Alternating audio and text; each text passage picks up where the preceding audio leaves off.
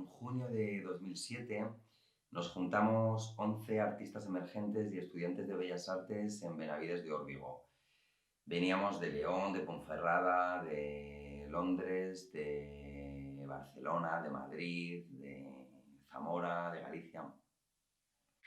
Y conocimos allí a Enrique Martí, a Carlos Ordás, coordinador de exposiciones y proyectos del MUSAC, y a Fernando Cornejo, que era el presidente de la Asociación Séptimo Centenario del Mercado de los Jueves.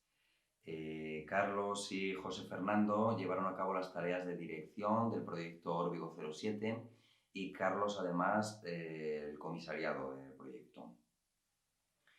Recuerdo que cuando conocimos a Enrique, en vez de explicarnos de una forma al uso el proyecto Club Matadero, dispuso 100, 150 fotografías en el suelo que hablaban de circo, de espectáculo, de sexualidad, de cabaret.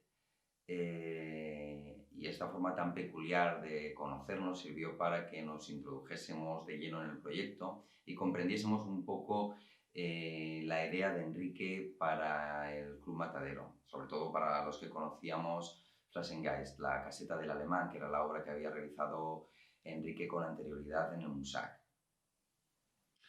Decir que el MUSAC dispuso para nosotros dos casas en las que estuvimos durmiendo y habitando a lo largo de todo un mes.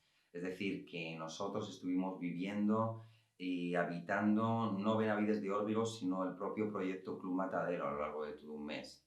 Éramos muy jóvenes y por lo tanto todo aquello fue para nosotros casi un ejercicio de fascinación, el primer contacto que teníamos con el sistema del arte y con los procesos productivos y reproductivos.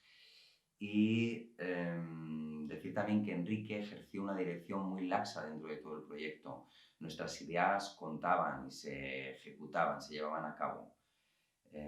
La primera semana tuvimos que desescombrar el propio edificio, porque bueno, tendría que hablar del matadero. El matadero de Benavides de Órbigo se situaba a las afueras del pueblo. Tenías que transitar un camino sin asfaltar, un camino que tenía plantaciones de lúpulo a ambos lados, el edificio estaba prácticamente escondido, ya era de por sí ciertamente clandestino. Era un edificio abandonado, ya que fue un matadero que por un cambio en la normativa en la década de los 80, en la década en la que había sido construido, pues no llegó a morir ningún animal, no se llegó a inaugurar con la finalidad para la que había sido edificado. Todo esto, pero claro, entonces el pueblo lo había usado pues como almacén, ¿no? Entonces estaba lleno de escombros y yo creo que todas estas características ayudaron a que fuese elegido como el espacio a intervenir. Como decía, en la primera semana tuvimos que desescombrar el espacio y que comprenderlo en profundidad. Para mí, todos los procesos que parten de un caos hacia un orden, aunque sea indeterminado, ayudan dentro del proceso creativo. Y en aquel momento yo creo que a nosotros nos ayudó a conocernos más, a conocer el espacio, a que Enrique nos conociese, a habitar el lugar, comprender su sonoridad, la de los diferentes habitáculos, el cómo se filtraba la luz por los ladrillos rotos y ir adentrándonos y empapándonos del propio proyecto. Como decía, ponernos de acuerdo entre nosotros muchas veces no es fácil, entre 11 creadores menos. Y cuando no existía un consenso sobre cómo abordar la intervención de un espacio determinado, pues se dejaba en blanco y se iba a otro, y poco a poco aquello que parecía inconexo fue construyendo un discurso más complejo, más elaborado, más rico al fin y al cabo. Y así fue transcurriendo el mes. Como comentaba antes, la dirección de Enrique fue muy amable y nos dejó libertad absoluta, por lo tanto fue un mes también de libertad para todos nosotros. Recuerdo como una locura la idea de la habitación del proxeneta, en la que construimos una escultura de escayola del propio proxeneta, la instalamos con un escritorio, con una montaña de cocaína, y se pintaron unos murales con unas escenas de campo, con niñas, que con toda la iluminación y el conjunto pues conformaba un montaje muy perturbador. es uno de los ejemplos de cómo funcionaba el espacio. El día 6 de julio tuvo a cabo una celebración que fue la fiesta de inauguración. Fue una fiesta con un rotundo éxito, con gran afluencia de público, y también sirvió de inauguración a todo el proyecto, al conjunto del proyecto Órbigo 07. En aquella fiesta ocurrió de todo. Había drag queens, el propio Enrique Martí se tocó un temazo, era It's a Wonderful World, creo recordar. No lo recuerdo.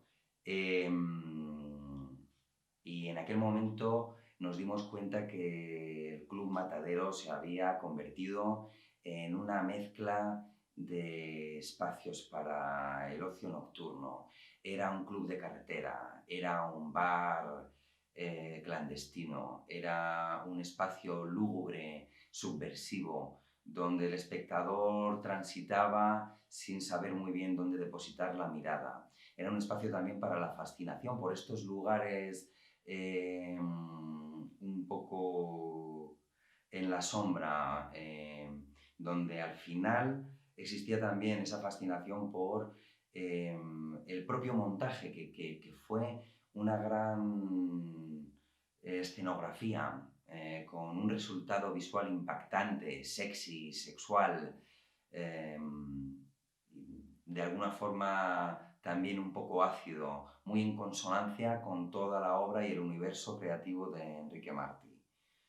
El Club Matadero fue particular dentro del proyecto Órbigo 07, pues desde el montaje a la espectacularidad de todo el proyecto, pero al fin y al cabo fue un montaje más dentro de todo el proyecto. Para hablar del proyecto Órbigo 07 me gustaría contextualizarlo antes un poco. A lo largo del año 2006 había tenido lugar la celebración del 7º centenario de la concesión del rey Fernando IV a la villa de Benavides de Órbigo del privilegio del mercado de los jueves. El mercado de los jueves supuso para no solo el pueblo de Benavides, sino para toda la comarca del Órbigo en el contexto de la provincia de León, de un gran avance económico y social. Por lo tanto, en el 2006 se llevaron a cabo diferentes celebraciones, y es en ese contexto donde se enmarca el proyecto Órbigo 07. La asociación, junto con el MUSAC, llevaron a cabo un proyecto artístico de carácter expositivo en el entorno rural del Órbigo. Entonces, por su lado, la asociación dispuso 11 espacios donde al final se llevó a cabo el proyecto Órbigo 07, y a lo largo en 6 villas, no fue únicamente en Benavides, fueron 6 pueblos. Y el MUSAC, por su parte, puso a disposición la colección de arte contemporáneo de muy reciente creación e importancia, y también hay que decir que llevó a cabo una tarea de comisariado muy afinada, ya que las obras que se seleccionaron para instalarse en la ribera del Órbigo construyeron un discurso que se acercaba de forma muy amable al espectador. Estaba muy en consonancia con ese entorno rural y con los propios espacios. Se construyó, por tanto, una exposición muy experiencial, donde el espectador no se enfrentaba tal vez o veía diluida esa barrera que existe cuando te enfrentas a una obra de arte contemporáneo que requiere cierta intelectualización o racionalización, y se enfrentaba, como he dicho, a una expo mucho más experiencial. Fue un proyecto muy exitoso que generó algo, creó un pozo. Por eso he querido hablar de este proyecto. Se creó un pozo que hoy en día siento como fuerte, como vivo. Para entender cómo funcionaron estas obras, por ejemplo, recuerdo una videoinstalación de Pipilotti Rist en una antigua panificadora, en la que la videoproyección se extendía por todo el espacio, fundiéndose con las columnas, con las paredes desconchadas, en la que la atmósfera sonora te envolvía y retumbaba en el edificio, construyendo una experiencia y entrando en comunión con la obra de forma muy especial. Recuerdo también una obra de Dora García, 100 obras de arte imposible, que se instaló en un antiguo lavadero, todavía en uso, en la que fluía el agua entre los 3 pilones, se olía el jabón de Marsella y la obra se reflejaba en el propio lavadero, o la instalación lumínica de Fernando Sánchez Castillo con el letrero luminoso Vivo sin trabajar. Son ejemplos, había muchas más, son ejemplos de cómo funcionó este proyecto. El MUSAC publicó también esta guía que funcionó un poco como hoja de ruta para visitar este proyecto a lo largo de todo un día, desde la mañana hasta el atardecer. Incluso incluyeron un espacio en el que, un asador para comer, para el almuerzo, en el que habían instalado una pieza de Marcos López, que era casi como una radiografía de la última cena de Da Vinci, en la que dispuso una mesa. Era una fotografía de sus amigos con copiosa comida, abundante bebida, en la que de forma satírica y muy ácida ironizaba con la situación argentina en el 2003, que es cuando produjo esta pieza. Han pasado 13 años ya y, como digo, el pozo del proyecto, en mi caso Club Matadero, está muy presente. Tanto es así que mis mejores amigos y colaboradores en trabajos y proyectos se encuentran dentro de los participantes del Club Matadero.